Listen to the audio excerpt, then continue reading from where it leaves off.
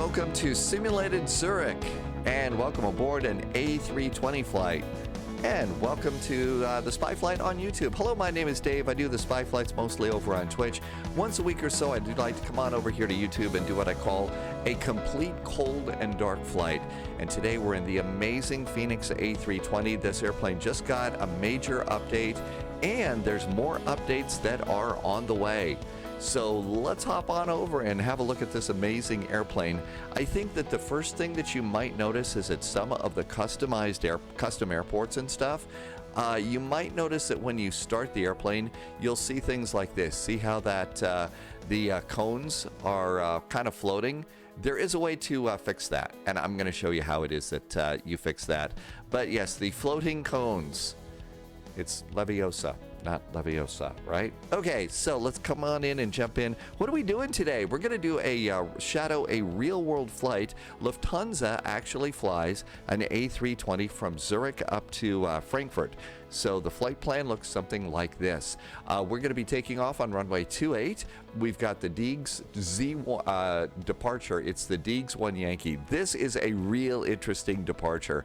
This it's not for the faint of heart for sure. Then SPESA 4 Bravo going into runway 25 left at Frankfurt. Our cruise today is flight level 220. Flight time, this is a shorty. It's this flight is just only right around 1 hour and 5 minutes gate to gate, and I really like those little hour-long flights because this way you actually get an awful lot more what's the word? You get a little more practice taking off and landing. 275 flying miles is what we've got going on here. This is, of course, the Fenix A320 version 2, block 1. Another block is coming sometime in the next few months or so. Right now they're talking the end of September.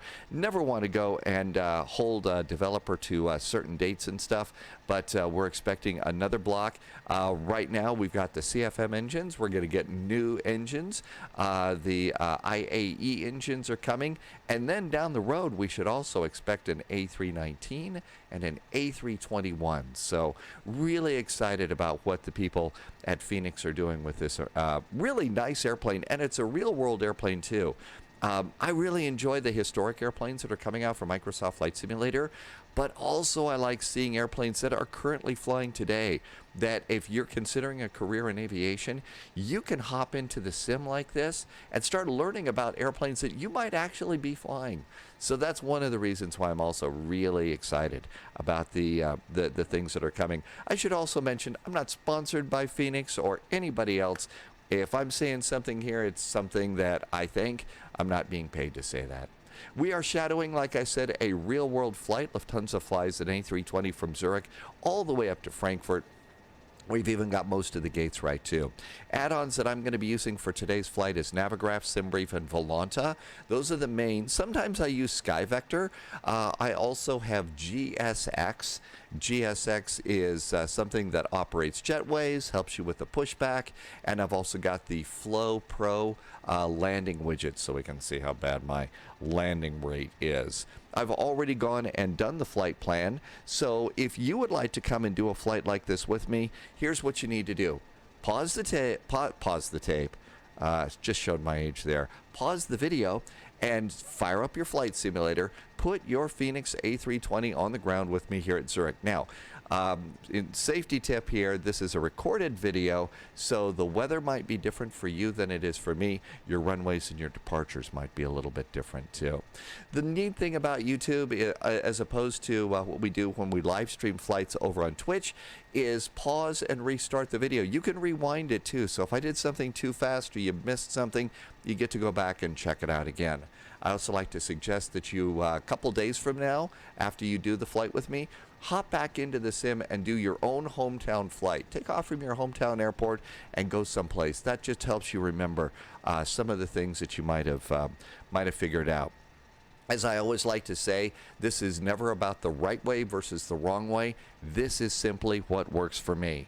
So I've been flying flight simulators since this thing called Flight Simulator from Sublogic came out a long time ago on Apples and Commodores and stuff. So I really have been involved in this. I do have a private pilot's license, so I can fly small airplanes, Cessna 152, 172, and a Cardinal. Okay, so those are the ones that I can fly. Big jets like this, just like you, I have to buy a ticket. And they always make me sit in the back too. So anyway, that's I've been live streaming for about 6 years. So hopefully some of what I've picked up along the way is going to help you take these increasingly complex jets off the ground, cruise on the ground, and not have pixels scattered all over the runway. Okay, I think we're all set. Everything is ready to go. Let's go ahead and start doing things.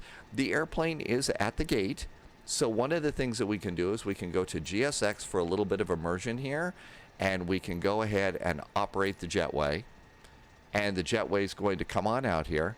Now, if you really, really, really want to jump into the immersion pool, let's go ahead and I'm going to go over here to the showcase camera, and I'm going to roll my drone speed all the way down to about 10.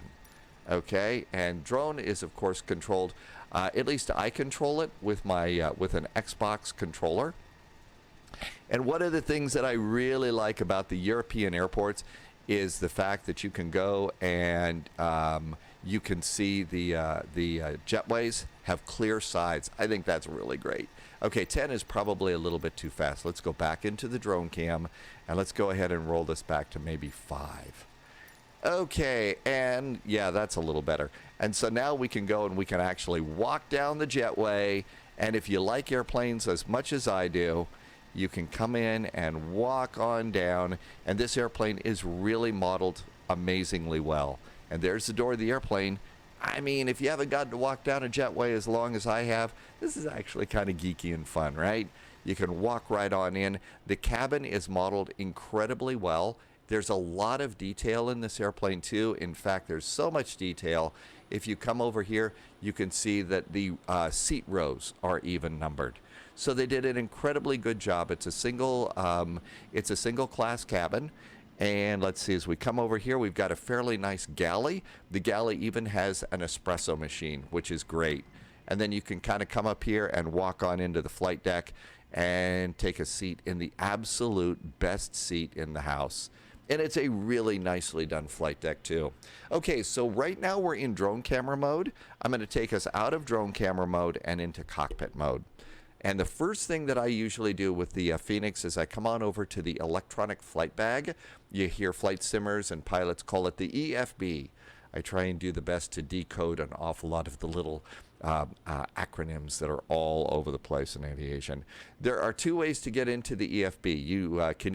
You can know the secret combination, or you can take your pointer here and put your pointer over the top of that little thumbprint. Now, you might have noticed that every now and then my pointer becomes 2 arrows like this. Those little 2 arrows that you see there, that's GSX. So come out into GSX and just deactivate it, and those go away, and that's going to help you when it's time to set up the airplane. The secret combination for this airplane is 0000. Okay, so there's 2 ways to get in, and there you go. And these are really, really amazing.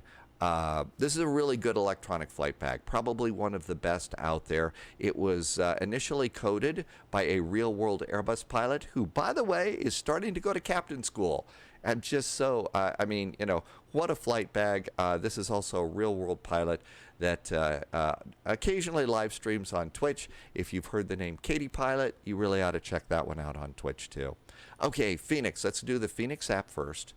And it really is an incredibly nicely done application. I like it a lot. So let's go ahead and tap to import from SimBrief. So I already did the flight plan on SimBrief. And you can see that we are 21 minutes from departure. There's our departure airport and our arrival airport. Okay, that looks pretty good. Ground services. Ground services, we have the ground power unit plugged in, and cones and chocks. Remember outside the airplane how our cones were floating? Okay, that kind of, okay. How do we fix this? Come on back in here and go to the electronic flight bag. flight bag, click cones and chocks, and then put them back on. And outside we go, and holy moly, look at that. They're on the ground. Okay, that's how you fix that. Not too big of a deal. All right, everything else is good. You don't have to do anything else. The next thing I'll do is just have a quick look at my mass and balance. And you can see that my airplane currently has 120 passengers aboard right now. This, I believe, is either something I did wrong or a bug. I think the people from Phoenix know about it, and I'm just ignoring that for the moment right now. And at this point in time, we now get to go and do the things that flight simmers really like to do, and that's start pushing buttons and switches and stuff. So come on up here, and the way that you turn on an Airbus is you turn on the batteries, and there's the on switch for an Airbus. And you can, if you want, you would jump in and take a look at your batteries and make sure that you have, I believe it's 25 volts. I don't remember for sure, but the real world pilots are going to make sure there's enough voltage in the batteries. We're going to turn on both batteries. And then the next thing you notice is we do have external power available. I'm going to pop that in right now. And then come down a little bit more, and we're going to go over here and turn in nav and logo light system. There's two systems. They're both identical. Today is an even day, so I think you use nav and logo light system number 2 on an even day. We're also going to be fueling the airplane, so I'm going to turn on no smoking, and I'm also going to arm my emergency exit lights. While I'm on the overhead, I might go ahead and turn up the backlighting on the overhead integrated lighting. That just makes it easier to read the labels. Okay, while this is powering up here, I'm going to go lift the arm, and down here, there's another integrated lighting switch. And this is probably one of the best ones, so you turn this one all the way up. And if it's nighttime, you could turn the floodlight up a little bit. And one of the things that I've always liked about the Airbus is this has got to be one of the coolest backlit throttles in the business. I've just have always thought that it really looks great. So there we go. The airplane is going to beep at you a little bit, and that's its airplane is doing all of its self-tests, making sure that everything is in good shape. And while this is going on, I'm going to go over to the co-pilot side, and we're going to go into the ATSU. That stands for Air Traffic Services Unit. ATSU. And then we're going to go into AOC Control, Airline Operations Center. And we're going to go and do flight initialization. And over here, we're going to initialize a data request. And this is going to go out and get the flight plan from SimBrief. Just like the real pilots would go and bring the flight plan initially into the airplane. And we are Lufthansa Flight 441, Zurich to Frankfurt, with an alternate and our estimated time en route. The date is correct, the time is correct, and so all of that's good. I'm going to back out of this, and now we can come over to this side. Let's see, FMGC, Flight Management Guidance Control. Oh, I might not remember that one. Flight Management Guidance Center Control. I don't know. I'm sorry. Total failure on the video now, and I'm going to check my navigation data. I do have nav data from Navigraph, so it is current and correct. And then we're going to, it says initialize your weights. I'm going to clear that, and we're going to go over to init, and we're going to init request. And this is going to go get us our flight plan. So you get it on both sides. And so we're going to get the flight plan over here. It will take a few minutes. And there it is. LSZH, EDDF, EDDL, and all of that's good. We're going to fly as Lufthansa, DLH, Flight 441. And I'm going to put that in there. And I kind of go from top to bottom on this one. So once I've got that in there, the next thing that I might do is go ahead and have a look at my flight plan over here. And it says on the top page, I'm using the Lido style of charts, by the way, cruise systems, and my cost index is 54. So 54, and I'm going to put that in there. Now with that up there, I'm going to go and clear this, and we're going to go up to the upper panel, and we're going to come up above the pilot's head, and it's time to go and turn on the IRS system. And I usually do this slowly on each one and let the lights stop flashing. So if we look in here, there we all are. And we're going to do IR number 1. We're going to turn it to nav. The full light goes on, and then it goes to on battery. Then those lights go out. I'm going to do number 2, fault light and battery, and then they go out. And fault light and battery on number 3, and they all go out. And so we've got that going. While those things get a chance, start moving together there, let's do the fire checks. Now, I'm not sure the real pilots, they're going to hold the button down, and they're going to hold this button. And after they look at this and see this, they could also look down, and I don't know if we can actually do this. Oh yeah, look at that, we can. So you can also come down and you can look at the engine fire alarms and see if everything is working pretty good here. And that's great. So that's good. Release your mouse button. Now we'll do the same thing with engine number 2. Hold it down. There's fireworks up there. We'll look down at the panel. Engine 2 fire is showing up there. Release your mouse. And then we could do the same thing with the APU. There goes lights and bells up there. It says APU fire, and release it. So now you can actually go and check those too, which I think is awesome. And with that, all of the upper panel stuff is done. This may not be the right way to do it, but this is the point where I'm going to come down here and I'm going to turn on my crew supply of oxygen. That just reminds me, hey, you've turned on your navigation. And that's how I do that. While all of this is done, we can come back down here and let's go and get our wins. And if you've got a Hoppy ACARS log on, which is free, you can go and request your wins and some weather, and that will plug that in here, and it's really pretty cool. This will also let you use this little box right here. This is the CPDLC box. And I don't remember CPDLC. It's basically text messaging for pilots and air traffic control. And it's really pretty cool. It's mostly in Europe. It works very well if you're flying in Germany. And I really like to use that on the big VATSIM event, Frankfurt Friday. And it really does streamline your clearances and everything else. Okay, wind request is good. And there's our descent winds and climb winds. And all of our wind looks good. So now we're going to return, and I'm going to clear this, and the next thing I'll do is get our cruise altitude. Cruise altitude for today's flight, we are going to fly at 22,000 feet. So flight level 220 is our cruise to go over to up to Frankfurt. And there is page 1, and it is pretty much done. Airplane has pretty much come to life now. I think the cabin crew has done their checks, so let's go ahead and start loading stuff up. And to do this, I go to ground services, and not to ground services, to mass and balance.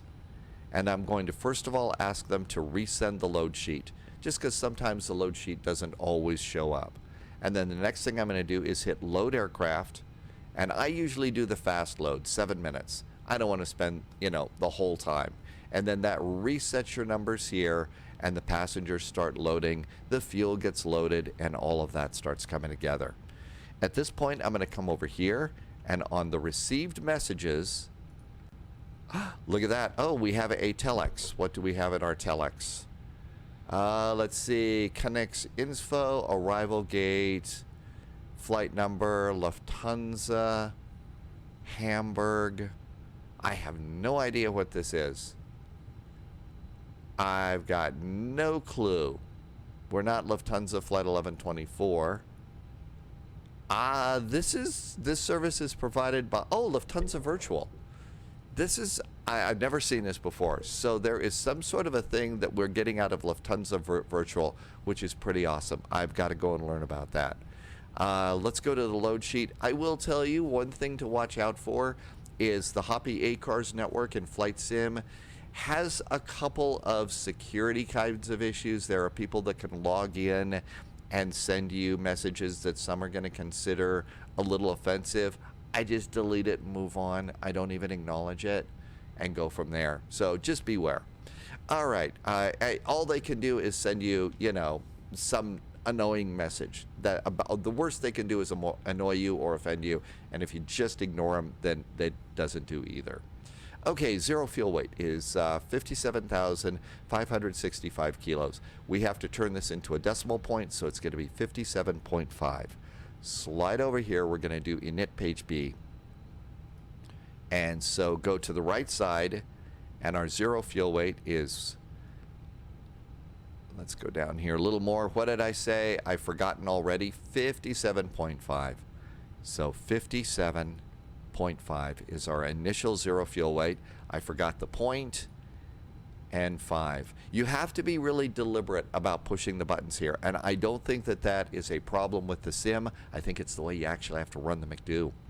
Coming over here, we're going to go to page 2, and page 2 says our zero fuel weight is 30.9. So let's go and do 30.9, and we'll put that in over here. Okay, the next thing that somebody told me to do with this is go into your flight plan and get your alternate fuel number. So we'll get the flight plan up, and alternate fuel is down here, ALTN, and that's to Dusseldorf. And the amount of fuel that we need to get to Dusseldorf is 1,466 kilos. Now, in this case, we have to turn it into a decimal point again. So 1.4 is going to be the number. So take 1.4 and put that hard number in here, and that's good. And with that, if you slide over and hit fuel planning, and if it turns green, then your fuel planning is good, and you're not going to run out of gas. So with that, I then will tilt up and look here and see that my fuel on board right now is 5,800 kilos. And if we look over here, I was supposed to board 5,790. So that is correct. So the actual fuel in the airplane is 5,800. We turned that into a decimal point too, so 5.8. And so what we're going to do is see, it had off the flight plan, I think it said 4.5. The actual number is 5.8, and we're going to plug that in. And now all that's done. At this point in the flight, if we were on VATSIM, we would be getting online and getting our clearance. We're just flying together, so all is right with the world. How's the passengers? Passengers are boarding. Cargo is boarding. Fuel is loaded. So now we're going to go in here and do the flight plan. I'm first of all going to go and accept my load sheet and go back to received messages. Coming down here, let's go ahead and do the flight plan. And let's go up a little bit, and I can tilt down to make it a little easier to see. I do recommend zooming in when you're putting things like this into the flight management computer. And now we're going to go to the F plan. And LSZH, we're going to click that one and click the departure. Right now, our flight plan says runway 28, so runway 28. The flight plan says we're doing the DIGES 1 Yankee, so DIGE 1 Yankee. And we're going to click that, and no transition out, so insert. Now then, there's some that say you don't plug in runways and stars until you get a little bit closer. Right now in Flight Sim Land, I generally plug in my arrival now and then change it. So that's just something that I think that is evolving, and we're all learning. But we can go through and check our waypoints. That is our departure. And then that's our flight plan that's going to take us up to Frankfurt. And it's a real interesting departure. Nav accuracy is upgraded, and GPS primary is set. That means that the IRS system is aligned, and we're ready to go. And then this is our flight plan to get us all the way up to Frankfurt. And there's SPESA, that's the end. So let's click EDDF and our arrival. Right now we are expecting the arrival of 25 left, ILS 25 left. This is going to be the SPESA 4 Bravo arrival. And so SPESA 4 Bravo. Frankfurt is one of those airports that has a gazillion arrivals and departures, and they all have a lot of similar names. You see, okay, here is SPES 2 Golf.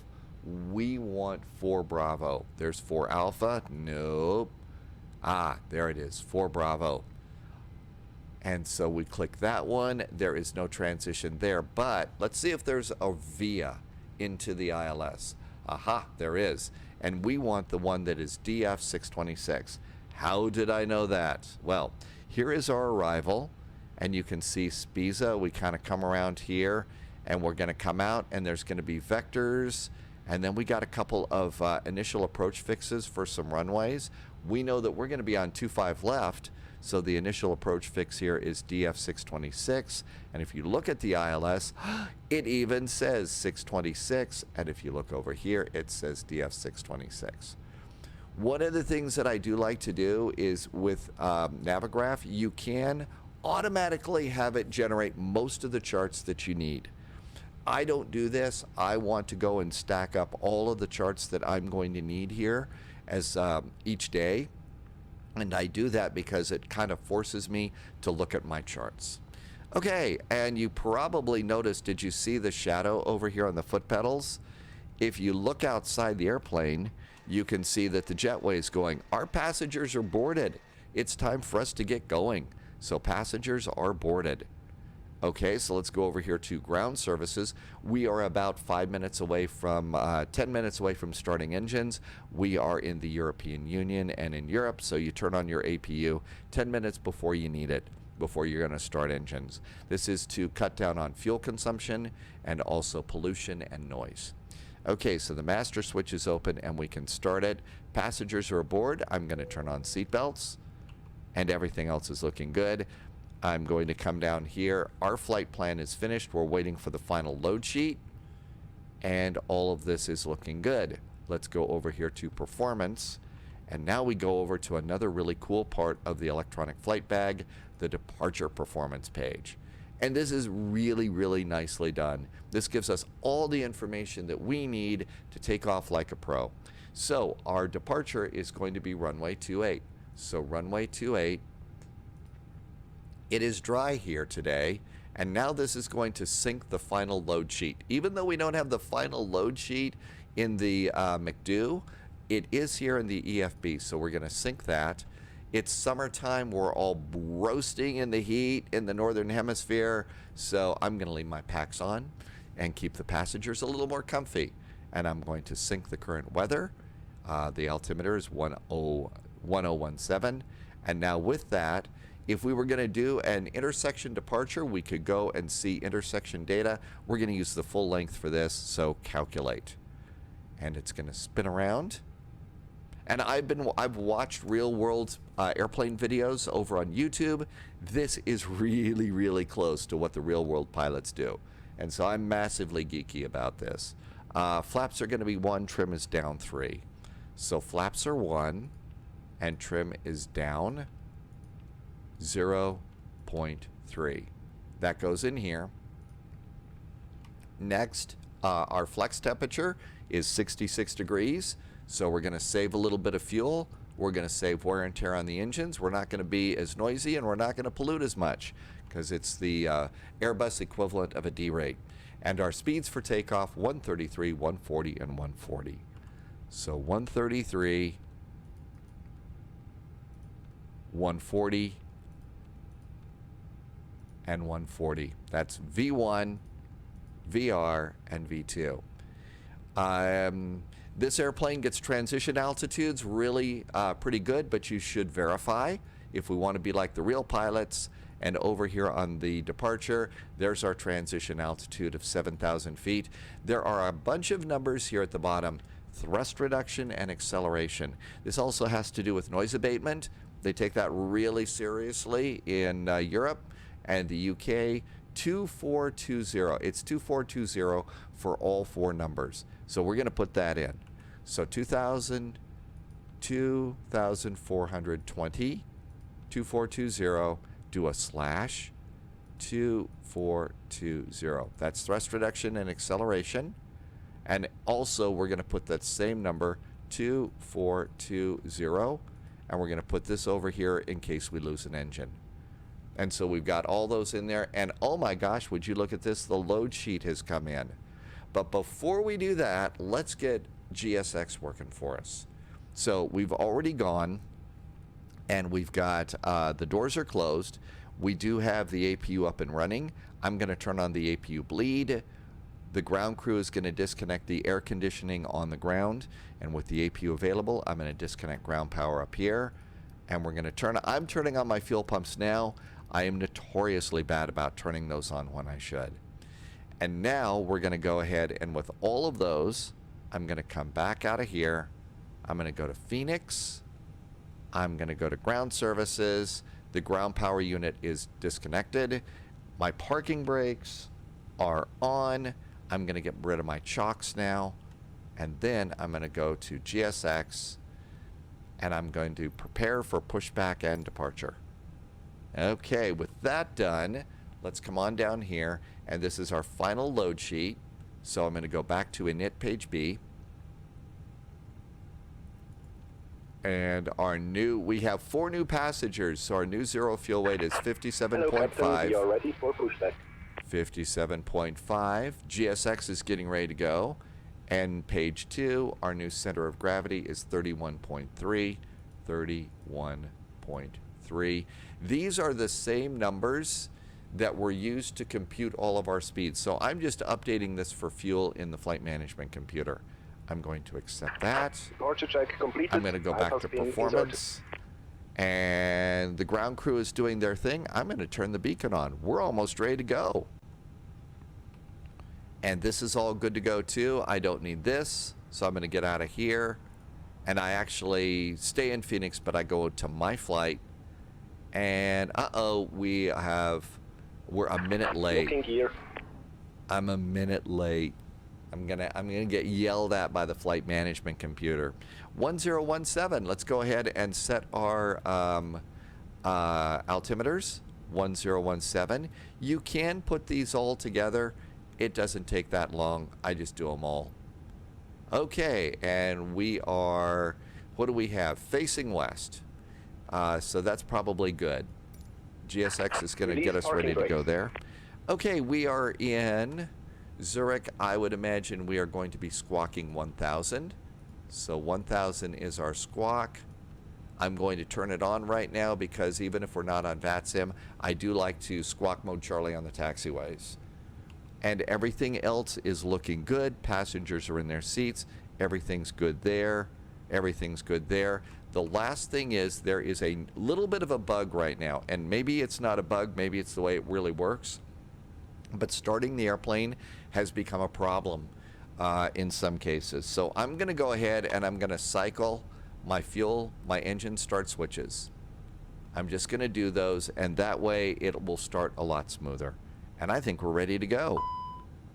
Now it's going to beep at us a little bit. It says smoke detector fault. Don't worry about that. I think it's time to go. Parking brake is off. Commencing push. All engines clear. Start at will. And here we go. And then usually what happens is it will kind of push the airplane up a little bit like that. It's a little weird. If you get a chance at Microsoft Flight Simulator, scenery is absolutely amazing. I do recommend a couple of wing views just so that you can look out and enjoy the view. And all is right with the world up here. The smoke detector fault, I don't think there's a problem with this right now, so I haven't seen it before, and I didn't touch the smoke detector. Maybe a passenger's back smoking in the lavatory. I think we can go ahead and start some engines. Fuel pumps are on, so let's go ahead and get the starter over to start. Look over here, and you can see we have pneumatic pressure. That's PSI, and so we can go ahead and start engine number 2. There's the starter. And if you were wondering why I cycled my switches like that, if you don't right now, you won't get PSI down here. PSI from the pneumatic system, that's basically the air that is blowing through the air vents in the airplane. If you're a passenger back there, you probably noticed before they start the engines, the air stops in the cabin. It's because they need that air to start the fan spinning in the engine, and then once it gets to a certain level, they introduce fuel, and that starts the engine. Set parking brakes. And parking brakes are set. Waiting your confirmation for good engine start. Okay, so right now our engine is coming up right now. and looking pretty good. We're waiting for a available, and that should be coming up almost immediately. Almost immediately. Maybe I missed it. It's stable. It's up and running. Up there it is, available. Good engine start on engine number 2. We're going to go to GSX, and we're going to say good engine start. Cockpit to ground. And then one more time, I'm going to just Disconnect. click the GSX up there on the top menu and deactivate it. And we can go ahead and start engine number 2. And if we look down here, we still have pneumatic pressure. So starter goes on, and the engine starts spinning. Real pilots, they're going to come down here. They're going to look at these instruments while the engine's starting, with particular attention to oil quantity and oil pressure. Make sure that that oil pressure stops being Unlocking red, gear. and make sure that that the other one doesn't go down, indicating sort of like a big massive oil leak, which is not good. And everything else is in good shape up here. And our N2 is going up. The EGT, exhaust gas Tow truck temperature, disconnected. that's the 550 temperature coming out of the exhaust. So Left is clear, right is clear. our exhaust gas temperature on the engine that's running is 553 degrees Celsius. So if you've got hot dogs, you know, maybe half a second and it's cooked. There goes our tug. And if you're using GSX, the next thing we're going to do is we're going to come over here. We're going to keep an eye on our crew chief. You see the crew chief has a something in his hand, long streamer. That is the gear pin. They put that in there so that they can steer the nose wheel and not damage the nose wheel steering. And we're going to hold up the gear pin, say, "See, pilot, I pulled the gear pin out of your airplane. You can steer your airplane." And then the next thing we're going to do is get a wave. And some airlines is going to be a salute. It's going to be a wave. One airline in the U.S. calls that the salute and release from guidance. Part of that is the crew chief has looked under your airplane. There's no people, no squirrels, no rabbits, and you are clear to taxi your airplane. And so they've kind of done the last little inspection. And it is time for us to go. So all this is looking good. We have a good start on both of our engines. So I'm going to get the starter back to normal. We're going to come up here. We are done with the APU bleed. And I'm going to turn off the APU. You may have noticed that over here in the temperature controls, I turned the temperature in the back of the airplane down. There's more people in the back of the airplane. A degree or two makes it perhaps a little more comfortable and not quite so stuffy. And everything looks good to go here. I'm going to put flight plan on this side. I'm going to leave the takeoff on that side. And it's time to do control checks. I really suggest doing the control checks, even in the simulator world. USB controllers do tend to disconnect. And I found out about that sometimes on the takeoff roll, and it's embarrassing. Trim is going to be down 0.3. That's a small little number over here, down 0.3. And there's our trim. Flaps are going to be 1 for takeoff, so there goes our flaps down to 1. And if you do have a wing view, it's always cool to go and watch flaps go down.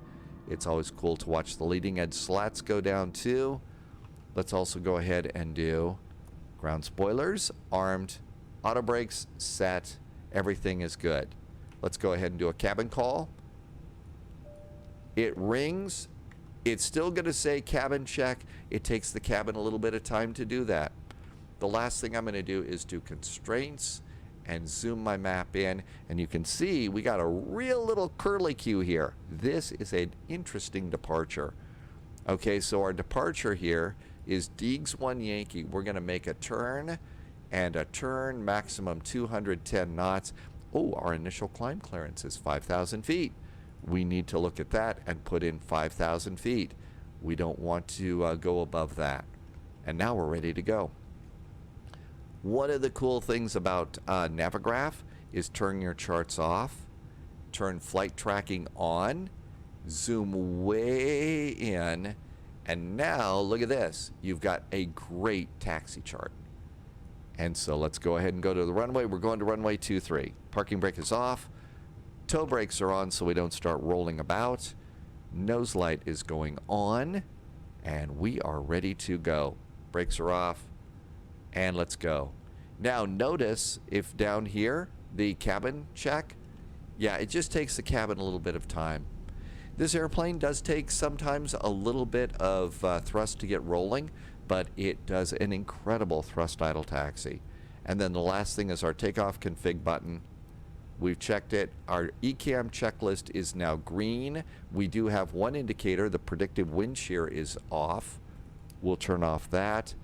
Everything is green. There's no blue. There's no amber. There's no trouble. It's flying time. The best part of the day. If you get a chance, if everything's under control for your taxi, have a look around. Big part of this is we're all aviation geeks. We like airplanes. We like travel. We like going places. Not a lot of us get to do that anymore. So as we come out over here, you can see a definite line. This would be probably the line that says we're now out of the ramp area, and we would be talking to ground control. And let's come over here. You're going to notice as we're taxiing, my airplane is a little erratic right now, and I'm going to release the control. And it's a little crazy, and I'm going to move it around. My controller, the twist stick, I really like the Thrustmaster Airbus controllers, but the twist stick is a real weak point of it, and after a while it just starts to go out. Some say that you can get some isopurple alcohol, tear it apart, clean it off, and it works. Some I've also heard that it's the wires that are too tight in there. I don't know. I've tried it. I haven't been able to fix it, so probably gonna have to order a new one. Now, if you look outside the window here, you can see we're taxiing. You know, this is about normal for taxi. If you look down here, our ground speed's 8 knots. Here in the inner gate area, it's 10 knots for your taxi. If you're going to go out like at Denver all the way to that runway on the north side, you can go up to about 20, 30 knots sometimes on your taxi. I've generally found it's just good to let the airplane do a thrust idle taxi like this. We'll probably speed up to about 10 knots or so, maybe a little bit more, but it's just the better way to do that. That way you can maintain control. Also, if you're going really, really fast and stuff, one of the problems you're going to get into is you're going to be multitasking in the cockpit. And in taxi, you need to do taxi. Okay, we're getting ready to come over here. We're going to make the next available right. And we're going to be good pilots and look over the way we're going. And around we go on taxiway Alpha. The airport that I've got is a payware. It's gotten to the point right now where I cannot remember which airport I got from where. Sometimes from the marketplace, sometimes from Orbix, sometimes from any builds. I just have gotten to the point where I don't remember. But there are really, really good payware airports out there, and I do suggest a couple of them, especially for the airports that you really know well and the ones you know you're going to fly to. You don't have to buy every one. There are some really good default airports, I think, that are getting better and better. So, again, this is a really nice Zurich. I kind of like coming here. This is a part of the world that I'd like to visit and learn more about. So, looking pretty good. And just a nice, careful taxi like this right down the center line, especially in a big VATSIM event. This is the way to do it. Like the real pilots, if you have your in-flight beverage, it is a good chance to do an in-flight beverage.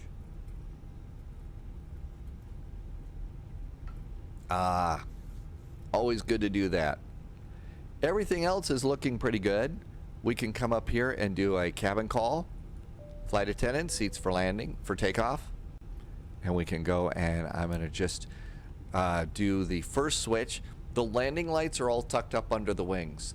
By that little switch there, I just dropped them down. I didn't turn them on, but I just dropped them down.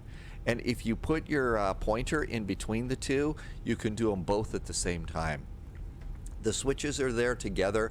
I really like that. That's something that just, you know, instead of me having to click both switches individually for the landing lights, we can click them both together. That is an incredible time saver, and it's little details like that that have me super duper geeky about this airplane and the developers that Fenix. Everything else is good. I think the airplane's ready to go. Nothing down here. Life is good down there. I think it's flying time. We are coming up to runway 23, 28, excuse me. You see a number of little hold short points, you know, things that are lines that are drawn here. Those are several different hold short points, particularly in big airports, so that they can kind of speed you up and slow you down and stop you in some places. But as you see, I mean, this is just a thrust idle taxi. Okay, we are going at about 17 knots, and you do want to be at about 10 knots if you're going to make a 90-degree turn. And we're doing pretty good here. I believe this is cargo. Some of the cargo over here. So it's in pretty tight over there. And then there's our runway. Our hold short's coming up here. Look over here. I'm going to go over just a little bit. I don't know if that's the way you want to do it, but I want to get right on that center line.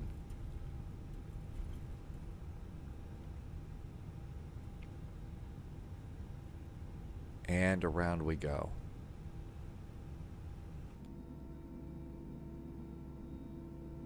You might need a little bit of right engine to keep your turn going. I've noticed that airplanes, when you're doing these tight turns, they do tend to stop. So you might need a little bit more engine to keep it going.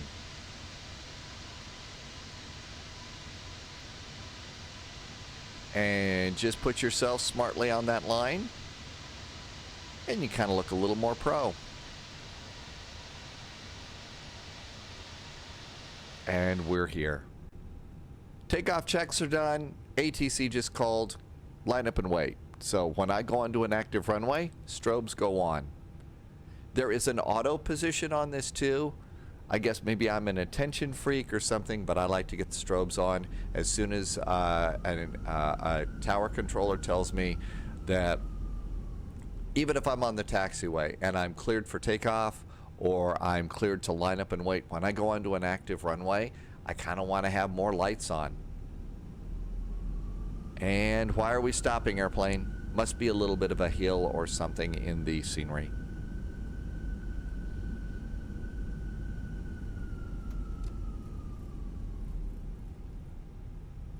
I should have looked the other way too to make sure that nobody's coming. And runway 28. And around we come over here. I think I went a little too far. Let's get centered up. And around we go there. That's pretty good. We are lined up and waiting. Okay, quick review. We got all of these little twists and turns. ATC is called. We are cleared for takeoff. Landing lights. Throttles. I'm going to go ahead and push my throttles up to about the halfway mark there. It takes a second for the engines to spin up. And I'm looking there. Are they spun up? And are they stable? They are. Now we'll go up to flex. Looking down at the instruments, it says manual flex. SRS and runway are set. The auto thrust is blue. That means all that stuff is armed and ready to kick into gear and do their job. There's 100 knots. The one thing that I kind of wish that they would do with this airplane is include airspeed callouts. I would much rather spend my time looking at this down the runway than look at, have, my attention also on airspeed. V1, rotate. Especially if it's a crosswind day, that would really be nice. Up and away, looking good. Landing gear. So long, Zurich. What a cool town. And airport. I have no idea. I've never been there, but there you go. I'm going to fly my flight directors on this one. So those are the green lines. I'm going to try and keep my green lines centered up. And lever climb. So it says lever climb there. And for that, we're going to go down to climb. And looking good. Speed's going to come up a little bit here. A departure like this is an awful lot of fun to fly manually. But if you're just not ready for that, there is no shame in engaging the autopilot. No shame at all. Especially if you're in a very big VATSIM event. Least you forget for 2 seconds, this airplane is meant for 2 people. You're one person in a monster VATSIM event. So no shame in engaging the autopilot when you've got a, you know, when ATC is going to make you change frequencies, what, 2-3 times? But then also you get to go outside. Look out the window. And speed's coming up. There is the letter S. So slats.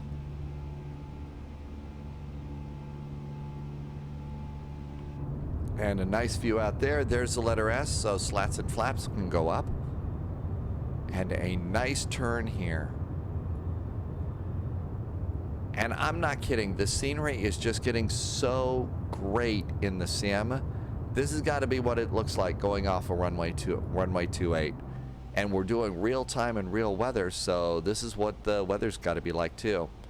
Okay, coming up on 5,000 feet. That's our top of climb, and also not top of climb, but our cleared altitude on this departure. And so we're going to hold 5,000 feet. We're also going to hold about 210 knots as we make the turn. Come on back here. Enjoy the view of the river. I mean, seriously, I enjoy the view. Hey, we got a really great train yard down here.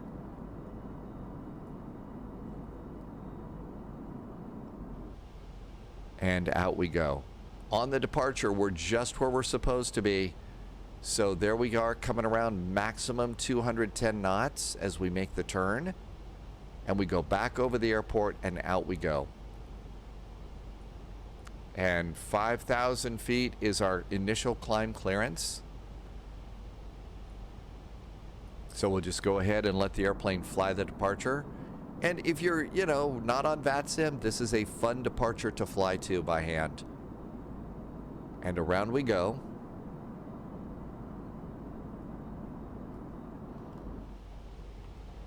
And a really nice little loop. It's following this perfectly. Over here, we've got 277 miles to Frankfurt. I'm going to also start looking down here at this number, the EFOB number, estimated fuel on board. But this is estimated fuel on board at Frankfurt. So we got 277 miles to go and 3.2. There is a number on your flight plan, and it's down here at the bottom. It's called FinRes and Alton. And FinRes and Alton stands for Final Reserve and Alternate. And this number is all 3 numbers here on your fuel planning. Contingency fuel, 15 minutes. Alternate fuel, which is 30 minutes. Final Reserve, which is 30 minutes too. Those 3 numbers are 2,528 kilos, or 2.5. Okay? So what I'm worried about is the EFOB number at or above that 2.5? Yes, it is. Guess what that means? We're not going to run out of gas. And we will have enough fuel to fly 30 minutes of holds and diversions and stuff. We'll have enough money if we have to go to our, enough fuel to go to our alternate, and have an additional 15 minutes of, oh my God, we're all gonna die fuel. Okay, so that's what those numbers are. And here we are getting ready to come back over the airport on the departure. Always a cool thing to do is you get to look over here and come on around there. At this point, ATC might call and say climb and maintain 17,000. So let's go ahead and do that, and let's do make it an open climb, since it's not a part of the SID. We're just going to say, yep, do the climb.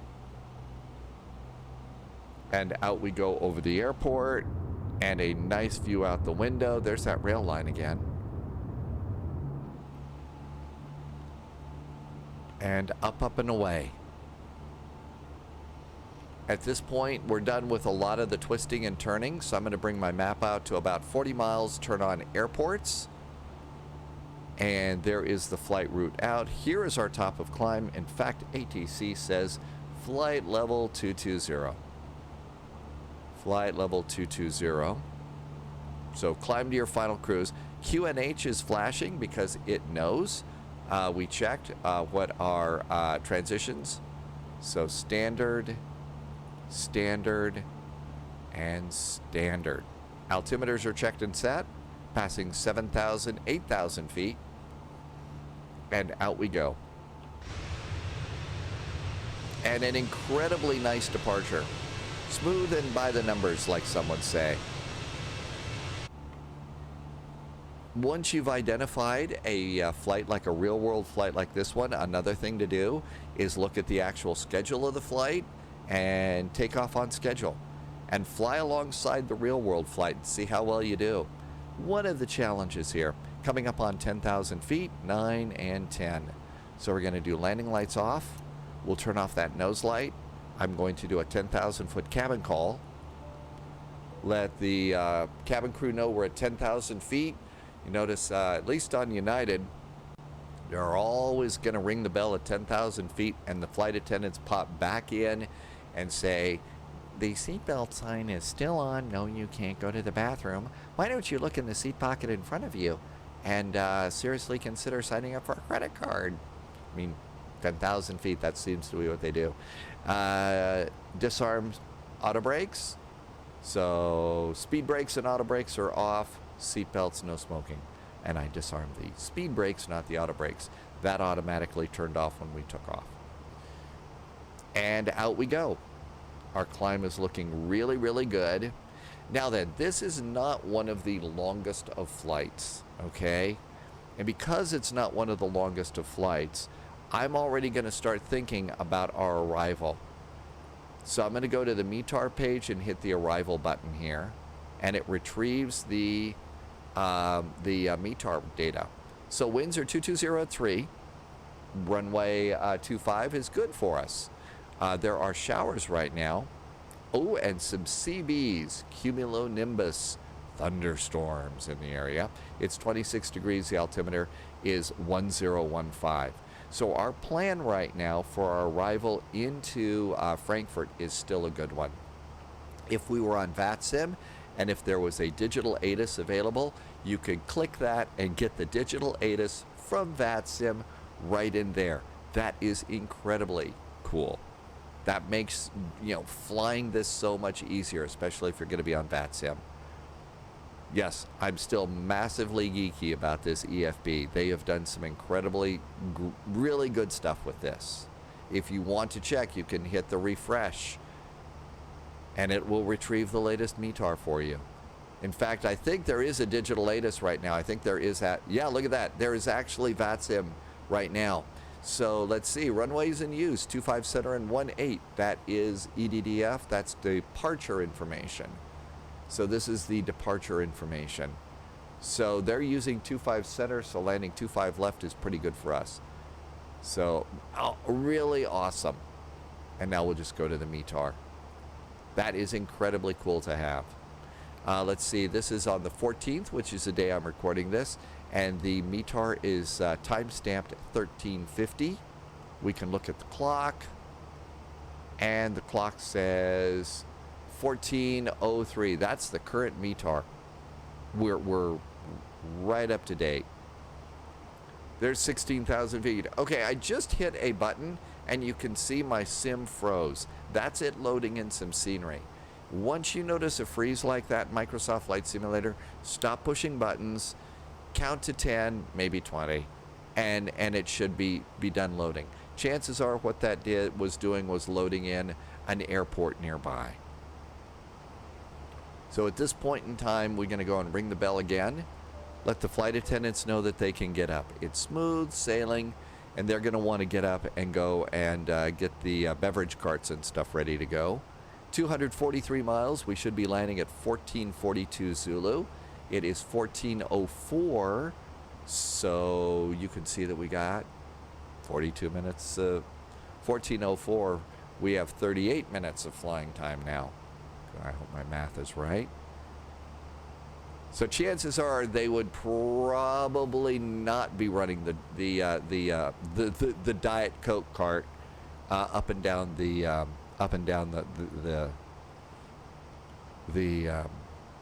aisle.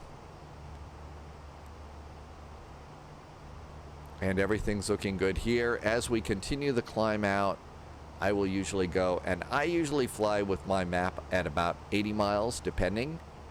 And that's a really good, really pretty good. Sometimes if there's a lot of traffic in the area, I'll be a little bit smaller so I can keep an eye on the other airplanes. Life is good here. Let's come on down here. EFOB is still holding steady at 3.2. The time's holding steady. The real world pilots during cruise, they're going to run the ECAM. And so that's all the ECAM buttons. Every 30 minutes they'll usually do that. They'll check the engines. Nothing's red. That's good. They'll check the bleeds. Make sure that the bleeds aren't stuck open, that some of these temperatures aren't in the danger zone. The pressurization. Make sure that the pressure is holding steady. The valves are closed, slightly open. Just to make sure that we're not killing the passengers. That's an important. Batteries, I think one of the things you're checking here is to make sure that the batteries are not being overcharged and nothing's red. Hydraulics. Now, one of the things that you're green is apparently the main hydraulic system. And so the thing about this is you'll see the level here is always a little bit lower than the other two. I'm told that's normal and don't panic, but the green system is always a little bit lower. Fuel, everything appears to be balanced out pretty good.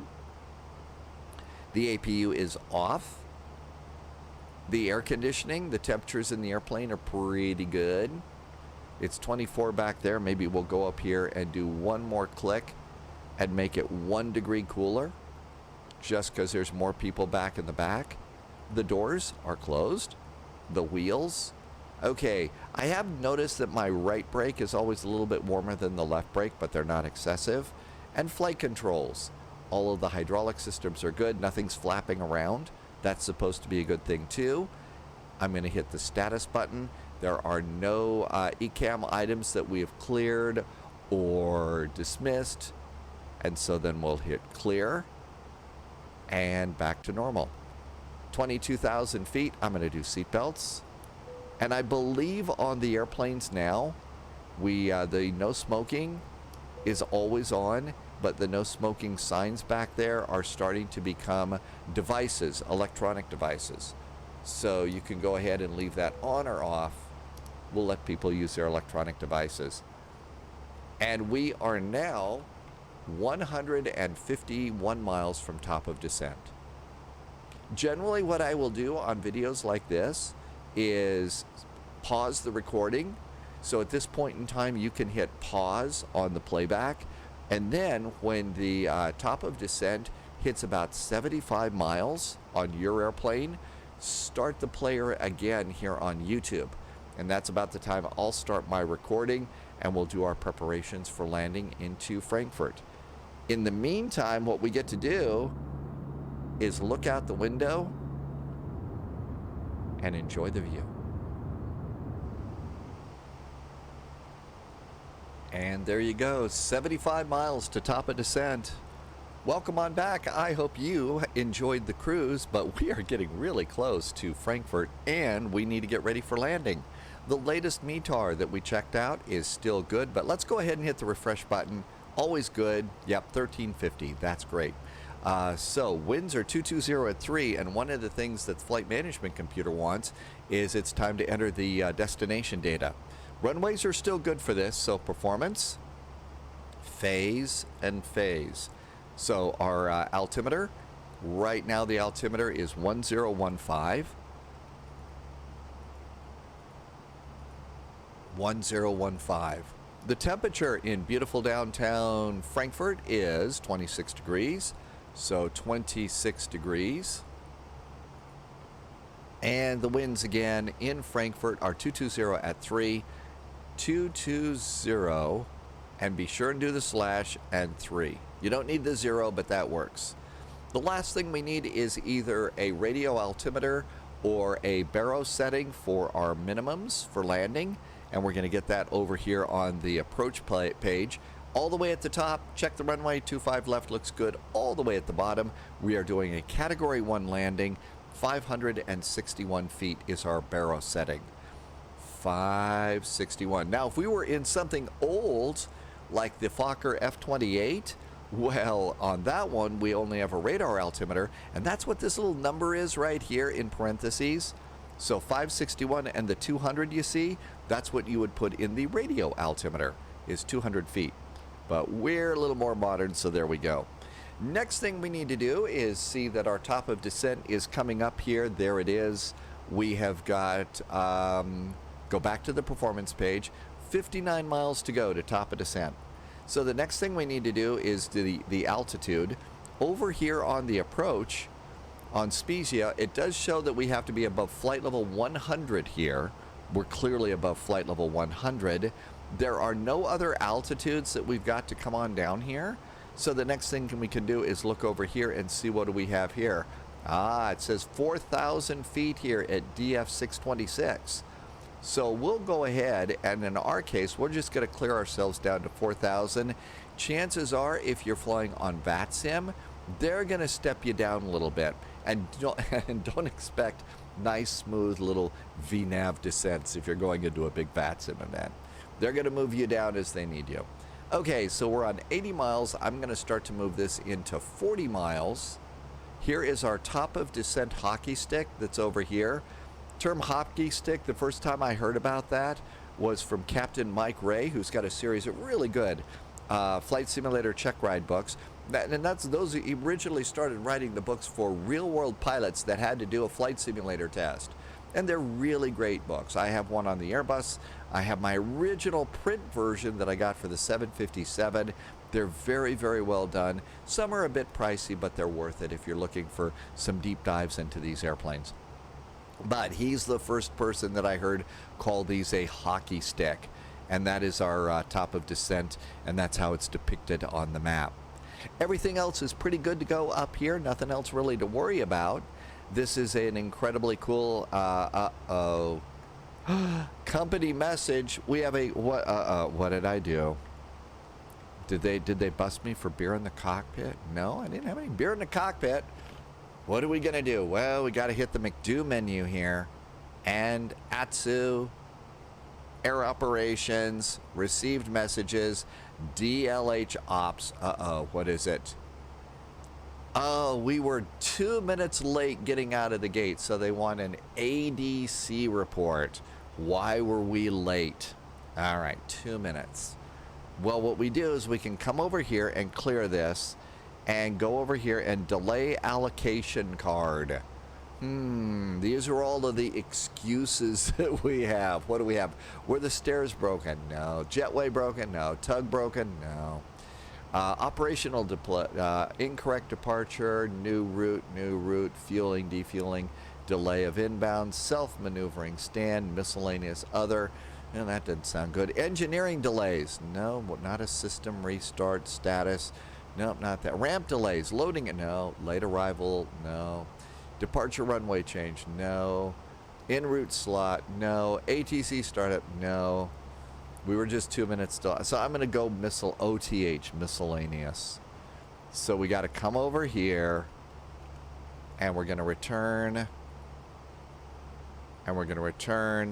ADC delay codes. It's an OTH.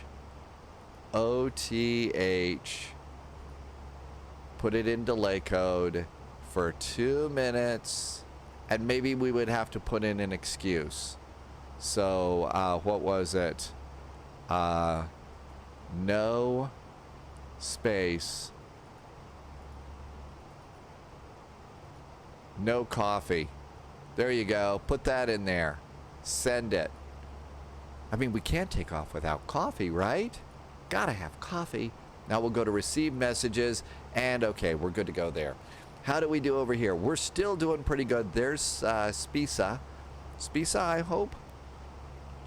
Okay, so we're done with the delay allocation card. I'm going to come back over here into the Fenix tab, and I'm going to keep the weather up. And this looks good. Now, you probably noticed that there is a arrival performance page.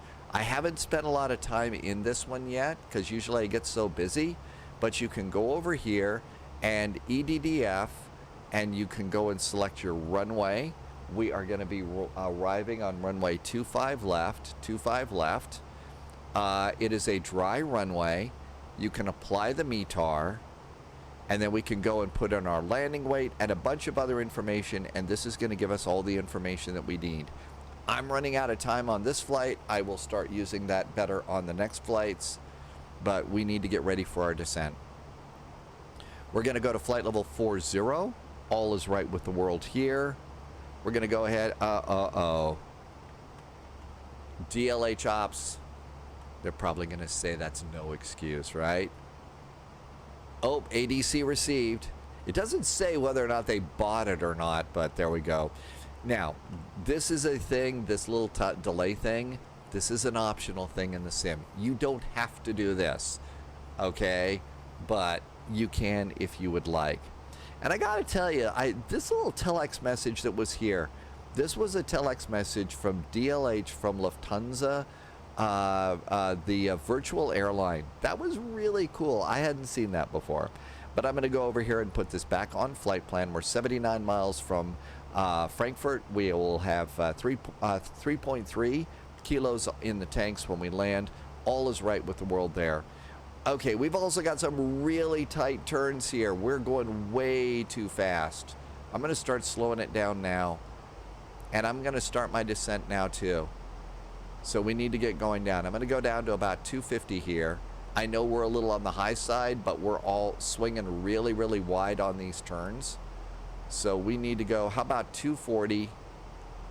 And I'm going to go ahead. We're not at the descent yet. Let's use some speed brake. So one click of speed brake here just to get our speed down. We were way too wide on that turn. Now chances are ATC, if we were on VATSIM, they would have started us down a little bit sooner.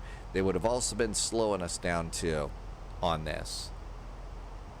Okay, that looks good. I'm going to go ahead and make it a managed descent. Now we'll make it open.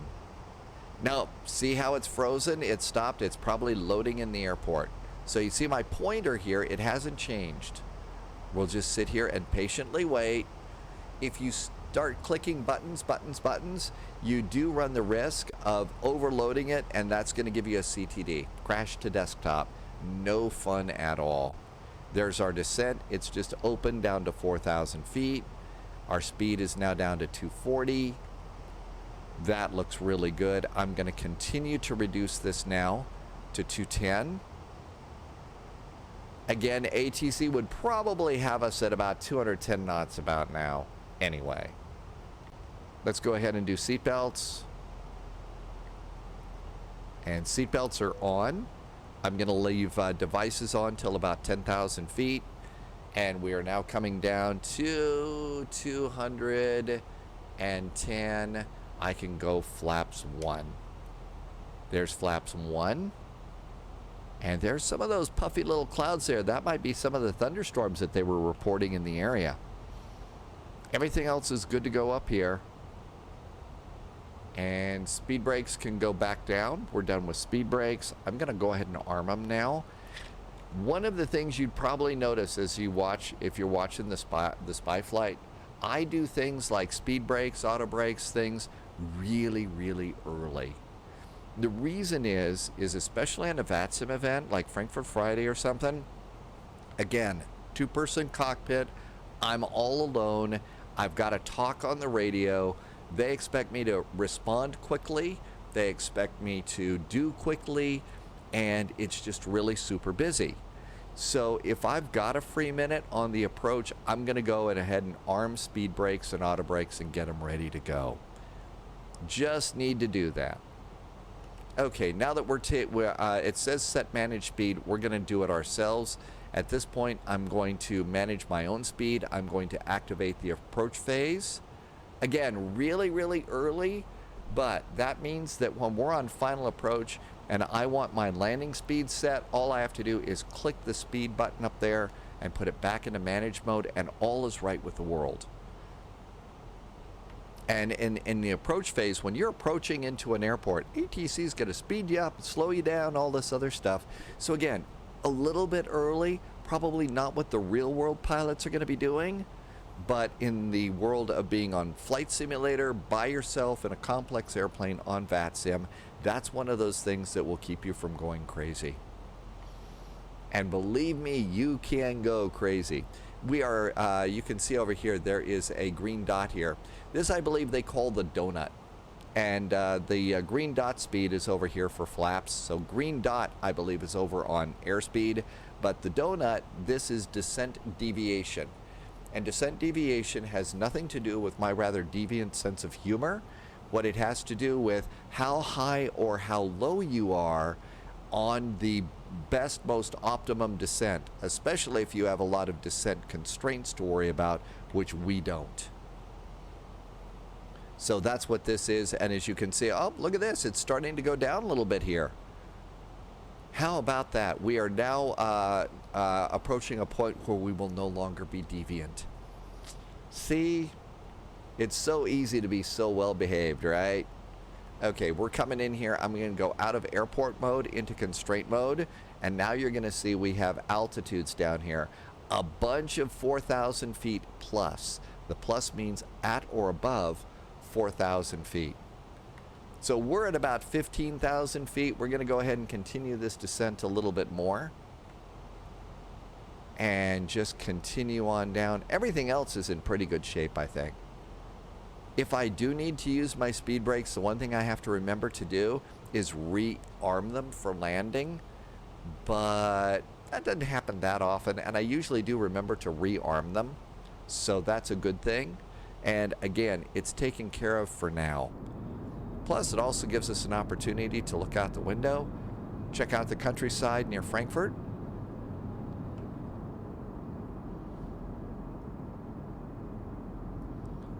I do always like to tell the story.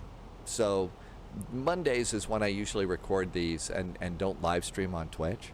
Because, you know, you also got to do things like clean up the apartment, you know, clean the bathroom, stuff like that. So one of the things that I will do is I like to go to YouTube, and there are videos that people put up where they've gone and done a flight somewhere. Like a flight to one that I particularly remember. It was a CRJ flight from San Francisco to Bozeman, Montana. And all I'll do is while I'm running around doing, you know, cleaning things around the apartment, is I'll put it up full screen on the computer here. And just have that on as a nice little video to look at while I'm vacuuming or whatever. And I don't watch the whole thing, but I'm able to kind of look over and check it out, and it looks really good. And I enjoy that because I like airplanes. One day I was walking by and I looked out, and it was a view sort of like this one. And I said, oh, wow, that looks like Microsoft Flight Simulator. And then, of course, you know, the little bing went off in my head, and it's sort of like, wait a minute, that's real world. And that was just, I like to tell that story simply because it's a good indicator that if we were on this approach coming into Frankfurt like this is probably almost exactly what it would look like. Maybe the clouds would be in different positions, but that's where it is. And I just think that that's one of the really, really cool things about this. Okay, we're at 10,000 feet. We're looking pretty good on our descent. ATC might have us go out a little bit more here. My goodness, somebody's doing all sorts of text messages. Yes, my text message sound is the doorbell on the Enterprise D. I thought it was a nice, pleasant little sound. It's not something that just, you know, jangles your nerves and rattles your brain like some of these things. Okay, you see our last little checkpoint here, DF626. Here's an idea. Let's go and do direct to DF626. Do I have that here? DF626. Yep. Let's go ahead and go direct to there and insert and see what happens. Holy moly, it's going to make the nice little turnaround there. That's pretty good. Our speed is already down, so that's looking pretty good too. We're approaching 10,000 feet. I'm going to go ahead and now I'm going to turn on devices. Whoops, that's seat belts. Devices. So you got to put your cell phones away, your laptops away. And we're also going to do landing lights. I'm going to pre-arm the taxi lights. I'm going to do a cabin call for 10,000 feet. And around we go. We are still at 9,000, but all we need to do here is be above 4,000 feet. So all of this is pretty good. Again, as you come around here, just have an opportunity to look out the window or check your text messages to see it is a friend. Good. Okay, good. I can return that momentarily. It's not, you know, the world is ending. I would guess that if the world was ending, we would probably get a text message about it, something like that. Especially if the world is ending and somebody could bill us for something about that before the world ends. I bet we get a text message for that real easy. Okay, nothing to worry about here. As we come in on our final approach, now is a great time for me to say a very, very big thank you. Thank you for watching this video on YouTube. I am new here on YouTube, so this is the point when you start hearing somebody say likes and friends and shares, but it really does help me grow the channel, and I definitely would like to do that. I'm one of those people that got laid off and shoved out of jobs, so this is what I do now, and I would not be able to continue doing this without the incredible help and support of the people who are subscribing to the live stream over on Twitch. Thank you for being the jet fuel in my flight plan. I've also recently launched a Patreon page where I do a little more of an advanced flight briefing for the trips that we do each morning, and that would be really nice too. So if you like this, I would sure appreciate a like for sure, and if you can support it in any way, that's going to help me basically keep the lights on and be able to go to the grocery store. There's also a link. In some cases, it's easier to just do a cup of coffee at Ko-fi. I just got that going too, and that kind of support would be great.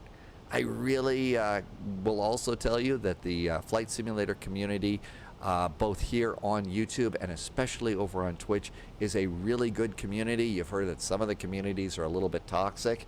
Flight Simulator is not like that. You're going to find a lot of really cool people that you can learn how to fly these airplanes in incredibly complex worlds. And if you've ever been a passenger sitting in the back and wondered what's going on up there behind the closed door of the flight deck, this is a great way to find out about it. This is also one of those kinds of games that stays kind of evergreen for a long time. The world is our playground, and we get to go and find all sorts of cool things to go and check out. The scenery might not change, the airplanes keep getting better, the weather always changes, and the challenge is, you know, what do you do? On Assassin's Creed, it's the number of people that you're able to hack and slash and stuff like that. I'm being mean. I like Assassin's Creed. It's great. I'm just suck at it. But, you know, then the game is over. This thing is one of those ongoing types of things. New airplanes are coming out all the time, and new challenges too. I'm going to go ahead and do a final recycle here, and 1420, we did get a new one, and the altimeter is 1014. Redo the altimeters. So 1014. 1014. If you're not really fast about the altimeters, the first two, the pilot and the co-pilot, it will start beeping at you. They want those two to be the same. There we are at 4,000 feet. We're going to keep our speed up to about 210 knots right now. We have a descent coming up here in about 17 miles. Let's also go ahead and activate the LS landing system. And the ILSs are now active. And the real pilots are going to look at this little pink thing down here. And that is the frequency and the call sign for that radio, that ILS radio station. and it's 111.5 IFSW. And we look over here, 111.5 IFSW. You're verifying that the airplane has tuned the correct ILS for the runway you want to be on. And so it's definitely a good idea to check that too. Here in Flight Sim, it's never mistuned it. The real pilots check it. We should do what the real pilots are doing too, because we want to be like the real pilots. And we are still too far away to pick up the glide slope and localizer, but one of the things we'll be looking for are pink diamonds in here. Right now we are 26 miles away from Frankfurt. So let's go over here to the performance page, make sure we're in approach mode. We are. Last check, ground speed brakes, auto brakes, everything is ready for landing. As we get a little bit closer and start getting closer to picking up the ILS about 15 to 20 miles out, one of the things that we're going to end up getting out of all of this is, oh, look at this. Now we're close enough to pick up distance from the ILS. We are now 24.5 miles out. Between 15 and 20 miles out, ATC might call and say that we are cleared for the ILS. Runway 25 left. Maintain 4,000 until established. Also maintain 180 knots until 5 miles DME. That'll be the big clearance. So what does all that mean? First thing it means is once the little diamonds appear, we can go and we can fly the ILS. And we've got our first diamond, that's localizer. Okay, localizer, that's going right and left. And we could now actually go in and hit the localizer button, and that means it's going to fly the localizer. The next thing we're looking for is going to be a half diamond up here. That's the glide slope that's going down. And at that point in time, we are cleared to descend and fly the ILS approach. We are also going to talk about maintaining 180 knots until we are 5 miles from the runway. Well, we're 20 miles from the runway right now, so we probably ought to go and do that 180 knots. And that seems to be a standard at a lot of airports. So 180 knots, our speed's going down. There is another S, so we could do another notch flaps. We could also go and do landing gear. And if you get a chance, go watch the landing gear outside every now and then. It's always fun. There goes the wheels.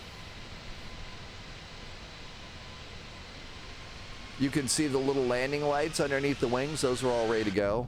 And we should also be doing flaps 2. There goes flaps 2. There's more flaps. And all is right with the world. We could go ahead and do like I just said. So we're now about 17 miles. I'm going to hit the localizer button. And now, instead of the airplane flying the course, the left and right headings, the lateral navigation that we set here in the flight plan, it is now flying to that little radio station. Coming up on 15 miles, is this a ILS or a localizer? It is an ILS. We will get a glide slope. Can't imagine that they would have anything else here at beautiful Frankfurt. So we're waiting for our next little, oh, there it is. There is the half diamond. So we're starting to pick up glide slope. Now there's the full glide slope and it's going down. So at this point we can go ahead and hit the approach button. There is no shame in using the autopilot and the approach system, especially if you are on a VATSIM flight. I'll get back on my soapbox. 2-person cockpit, 1 person. You're changing a bunch of frequencies. You got to be ready to get off the runway. There's 20 airplanes stacked up behind you. Again, no shame to using the autopilot to help you out with all this. Okay, 180, approach mode is good. Gear is down, flaps are down. If I have a chance now, if on VATSIM they're kicking me over to tower, one of the things I'm going to do is look up and see is there ground control, and I'm going to preset that in the radio because we get so busy. And we're going to be coming on in here. Here is our runway. We're going to be on 25 left. So we have 1, 2, 3, 4 options here for an exit to the right. We don't want to cross over 25 center for sure. And once I've looked at that, I'm going to go ahead and zoom this map all the way in and set it off to the side, and that's going to be my ground mapping. That way I can see where it is we're going. But I know that I'm exiting to the right, so I pre-briefed that in my head. Once we're on the ground, get off the runway, go to the right side. And now we have localizer is green, and glide slope is in a box, and glide slope, we have started our descent. And we are 10 miles from the runway. I'm going to come on up here, and I'm going to click my map into 10 miles. And when we get to 5 miles, when the runway it hits that 5 mile range contour, that's 5 miles from the runway, and that's when we get to start slowing it down. Life is all good to go up here. We've already done flight attendant seats for landing.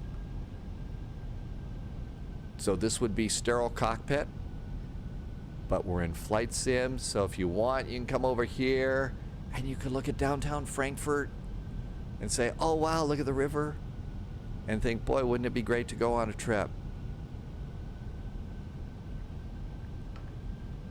And then you look at your checkbook and say, boy, wouldn't it be great to do Flight Simulator? The ECAM checklist is green. One of the things that I also suggest is, if you can, go onto the internet and do a Google search for A320 space checklist space PDF.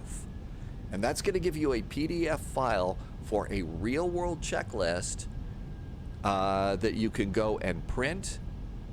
I also like to take my checklists and maybe put them in a plastic sleeve like this. This is the checklist for learning how to do a single-engine taxi. And I'm trying to remember how to do that with this airplane, because there's some long taxis here.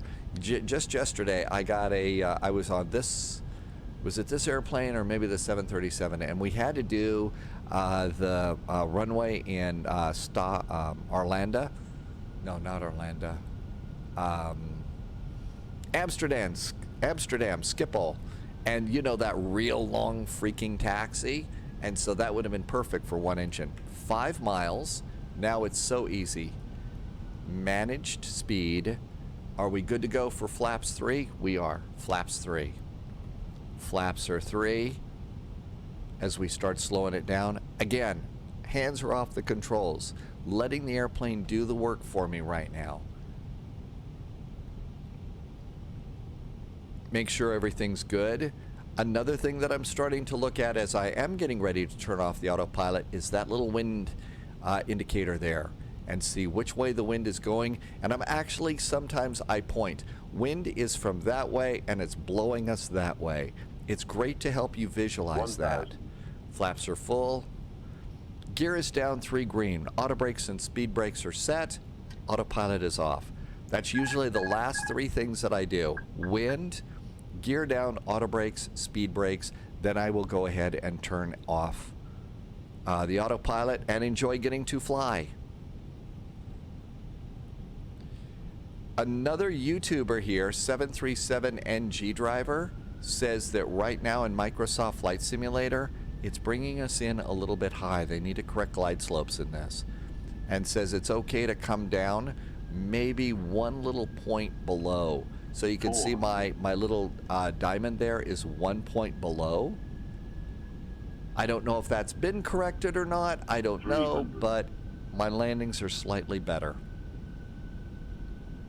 And we got blown off a little bit to the left because the wind did that. So let's come over here. Gently put your hand on your throttles on this airplane. Don't want to move them yet.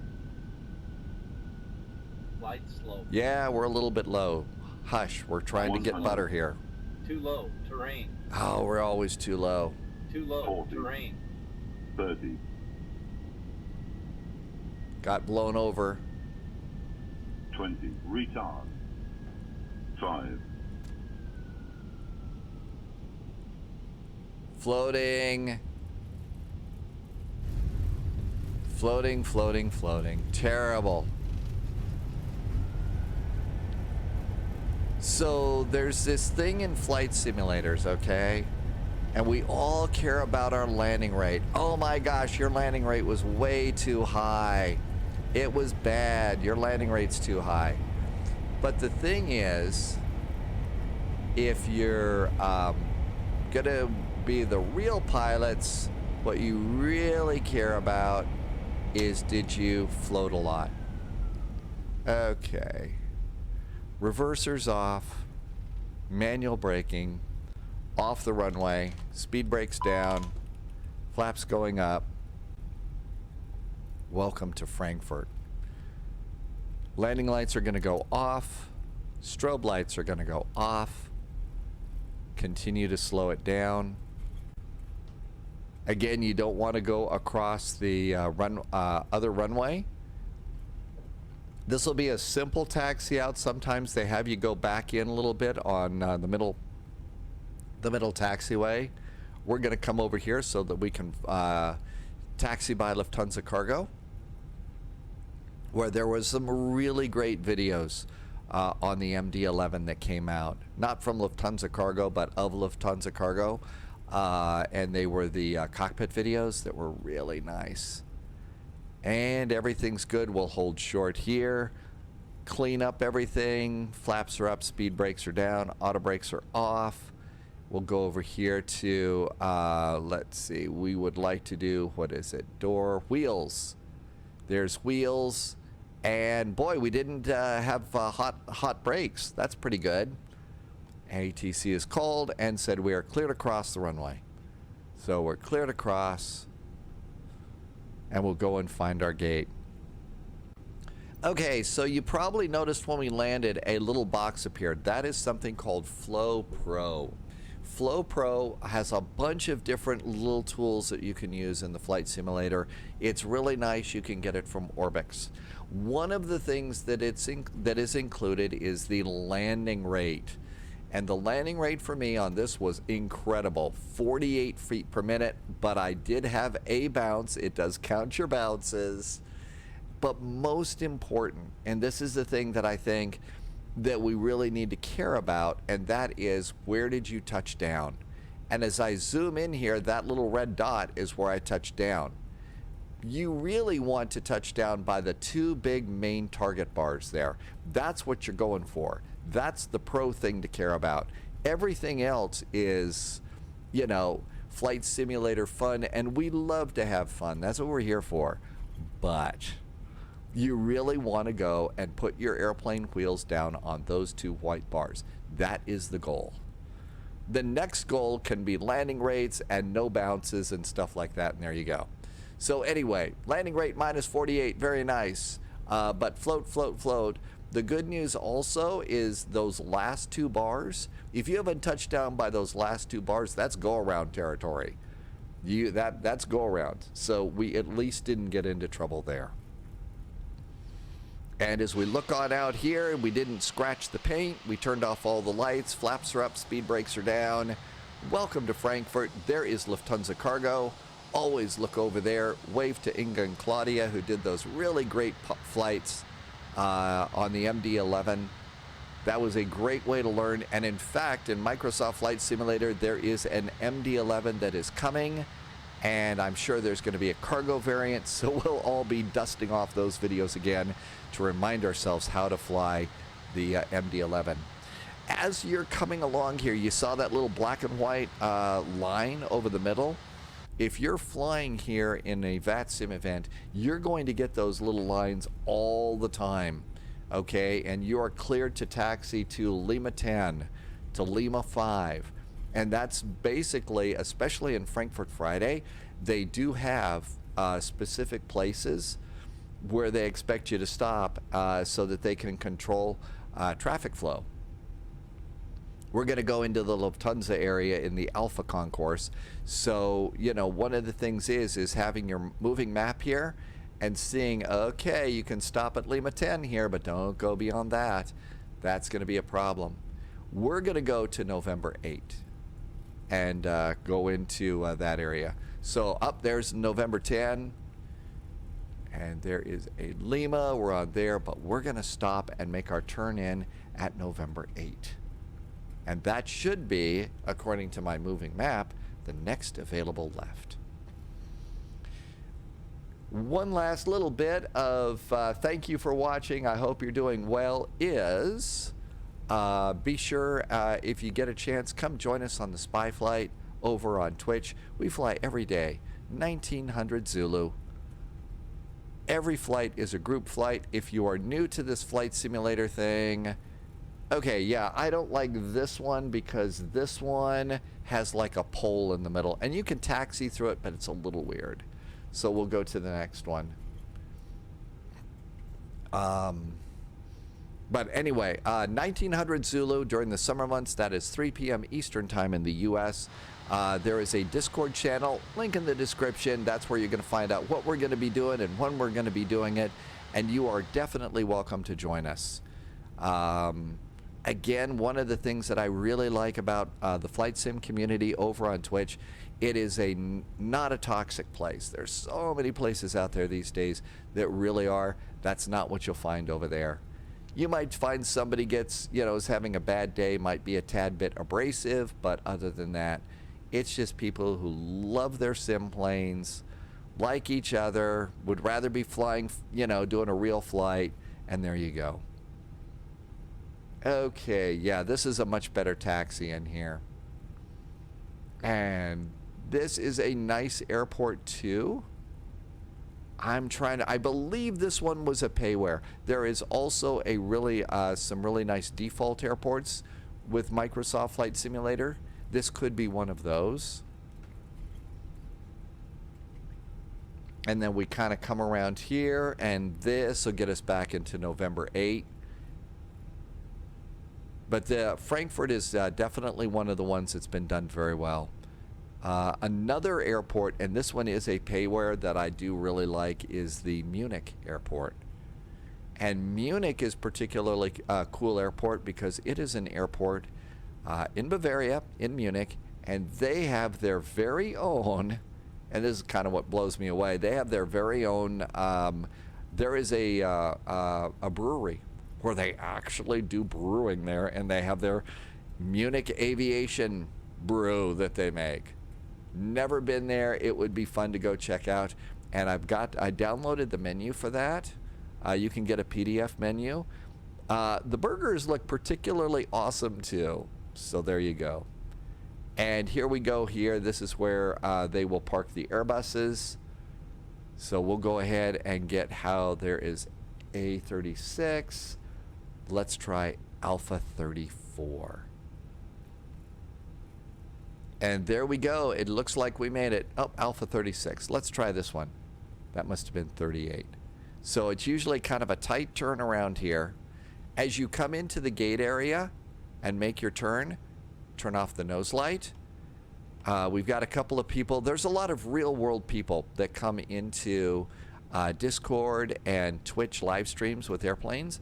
And one of them is a former rampy that says, please turn off your lights. You're blinding the people on the ground. So we definitely don't want to do that. Some airports have really nice gate guidance going in. That's something that's coming out even more. This one doesn't. So we'll just come on out here, use the little lines here.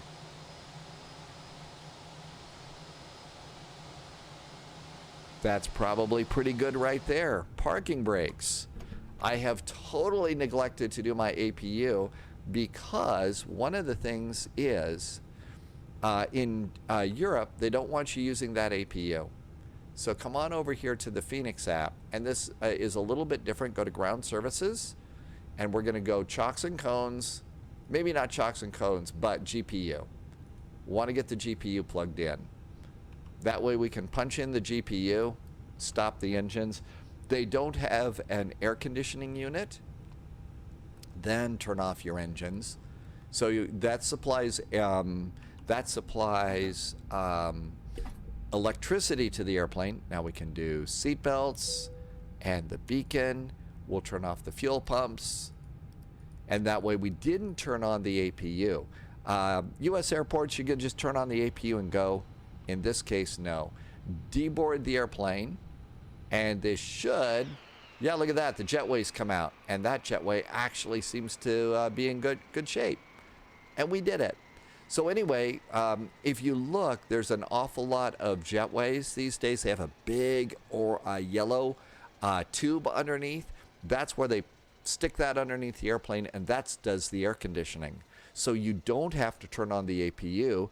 You're not burning fuel. You're not polluting. And that's so we don't want the APU on until 10 minutes before we're ready to depart. And we did it. Nobody was hurt. Nobody was arrested. Okay, there was a bad bounce, but that's going to happen. I sure hope that this helped you out. I hope that you have as much fun with these amazing airplanes as I did. 3 cheers to Fenix on this latest update. Can't wait for the next one. And as always, like I said before, not about the right way versus the wrong way. This is simply what works for me, and I hope that this is what's working for you so that you can go and fly these amazing airplanes. I will look forward to seeing you over on Twitch. Our departure time is 1900 Zulu. Be back next week here on YouTube. In the meantime, as always, stay healthy, stay safe, and I can't wait to see you in the friendly sim skies. Cheers.